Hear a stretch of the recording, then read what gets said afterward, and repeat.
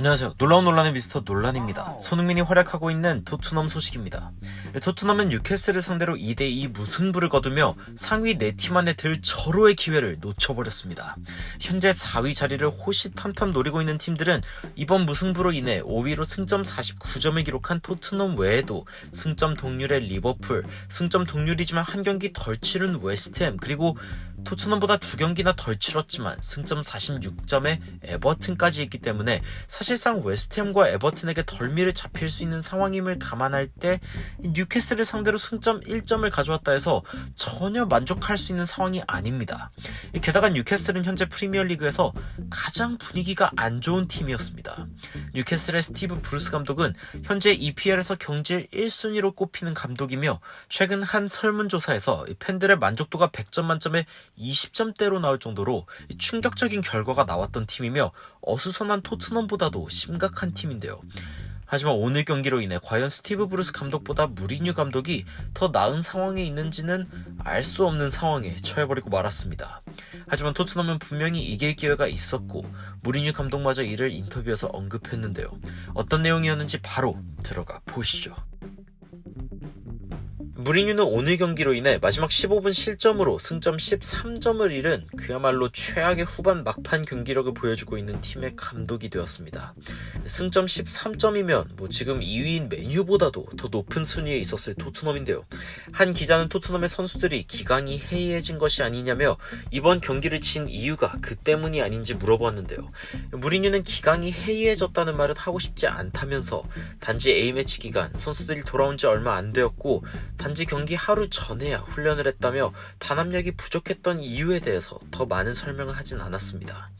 그 해당 기자는 무리뉴의 대답을 듣고 그럼 의지의 문제냐고 물었는데 토트넘 측에서 무리뉴가 한 말은 충분히 설명되었다며 해당 기자의 질문을 끊어내기도 했는데요. 그만큼 불쾌한 질문이었다는 뜻이죠. 하지만 물론 무리뉴도 이번 경기에 대한 아쉬운 마음을 숨기지 않았습니다.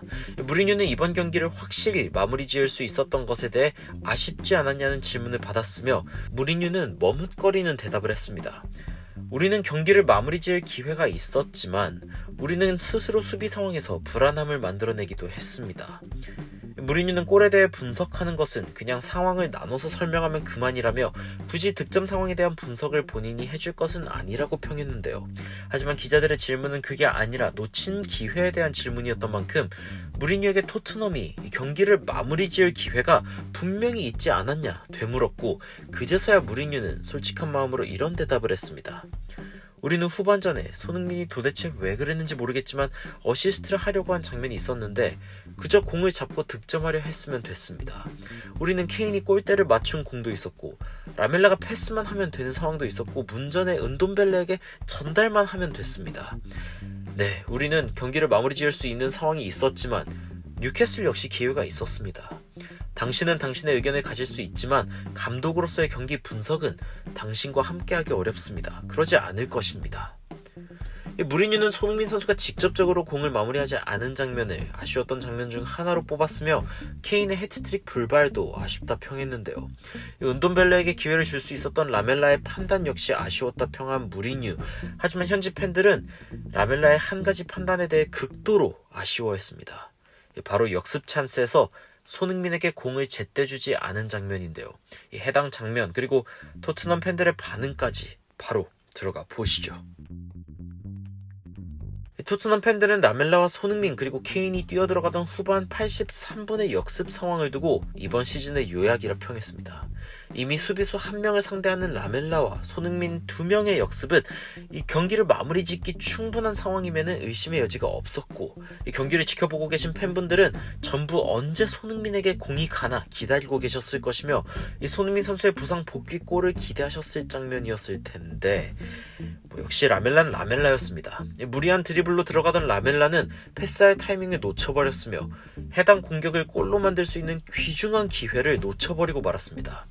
물론 주재하던 라멜라는 손흥민에게 패스를 줄 타이밍을 놓쳤지만 그나마 해리케인에게 공을 주었고 이는 골대를 맞춘 슛으로 이어졌습니다. 하지만 토트넘 팬들은 손흥민이 라멜라에게 왜 안 줬냐고 이 제스처를 취하는 장면을 주목했으며 이는 토트넘 팬들의 마음을 찢어놓았습니다. 이 해당 장면에 대한 토트넘 팬의 반응은 다음과 같았습니다. 라멜라와 손흥민은 서로 케미스트리가 0이야. 그들은 좋은 조합인 적이 없었고 서로가 패스를 안 줘서 소리 지른 지 몇 년째야. 라멜라는 그 누구와도 케미스트리가 0이야. 라멜라는 지난 10년간 내가 본 토트넘의 공격수 중에 가장 독단적인 놈이야. 나는 라멜라가 그냥 손흥민 앞에다가 공을 주기만 하면 역습 충분히 가능하다 생각했는데 손흥민이 월클이기 때문이지. 손흥민 없으면 우린 다 죽었어. 라멜라가 질질 끌다가 역습 망치는 걸로 30분짜리 하이라이트도 만들 수 있을걸. 라멜라가 공을 너무 늦게 주거나 너무 일찍 주는 문제는 라멜라가 토트넘 온 뒤에 늘상 있던 일이었어. 라멜라는 패스를 또 못해. 나는 이 장면 TV에서 보면서 완전 소리를 질렀어. 손흥민이 훨씬 좋은 위치에 있었고 태클 당한 뒤 케인에게 주는 것보단 낫지. 난 그냥 게시판에 한 사람이지만 차라리 내가 뛰었으면 도움 하나 올렸다. 손흥민이 저 정도로 혹평하면 얼마나 라멜라가 못하는지 알 수 있어. 손흥민 거의 저러지 않는단 말이야. 그냥 라멜라는 라멜라 한 거야. 누가 근처에 있으면 그냥 패스나 슛을 하면서 넘어지는 거지. 매해 있는 일이라 질린다. 라멜라 뇌의 크기가 땅콩만한 듯. 손흥민에게 공 줄 수 있었는데 질질 끌었어. 케인에게 주긴 했지만 케인은 훨씬 어려운 상황에서 슛을 해야 했다고. 사람들은 쉬운 패스라 생각하지만 생각보다 수비수 위치가 좋았어. 왼발잡이로서 각도가 훨씬 좁은 상황이었고. 나 지나가던 메뉴 팬인데 저 패스는 킬 패스일 필요도 없었어. 그냥 손흥민에게 괜찮은 패스 하나면 수비수 달고서도 충분히 마무리 가능했지. 키퍼와 1대1 상황식이나 만들어줄 패스가 필요했던 것도 아니었다고. 더 짜증나는 건 케인이 공을 잡았지만 그 상황에서도 손흥민에게 줄 수 있었단 거. 손흥민에게 줬으면 이겼을 경기다. 정말 이런 경기를 무승부로 날려버리는 토트넘을 보고 있으면 이 토트넘의 현 순위가 오히려 기적적이라는 생각이 드는데요.